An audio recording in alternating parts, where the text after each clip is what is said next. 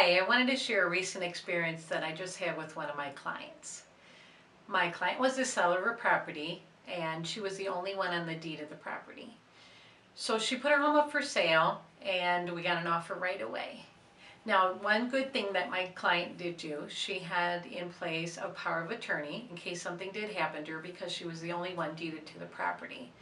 And if something did happen to her, more than likely the property would have to go to probate to see who would be the owner of the property.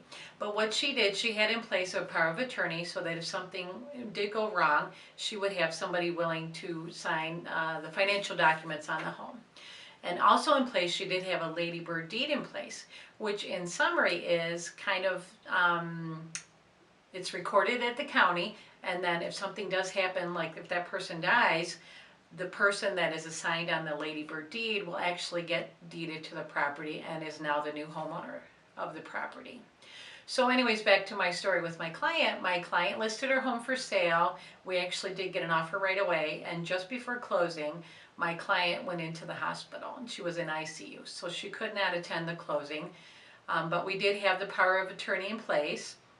So that person could come and close all the documents, sign all the documents for closing and be able to close in the property still. But while we're preparing for that, my client did end up passing away. So what happened with that, the Lady Bird deed took into effect, and the person that was deeded the property now through the Lady Bird deed was now the homeowner, and that person had to sign all the documents for closing. So we did actually still close pretty close on time. We did have to extend it a little bit because we needed the original death certificate for the original seller, but it was just a good thing that they did have those things in place and pre-planned that, because they may have had to gone to a probate attorney and through probate court, the processes and everything, and it may have taken a lot longer and we could have lost the buyer. Sometimes they don't want to wait for that process to happen.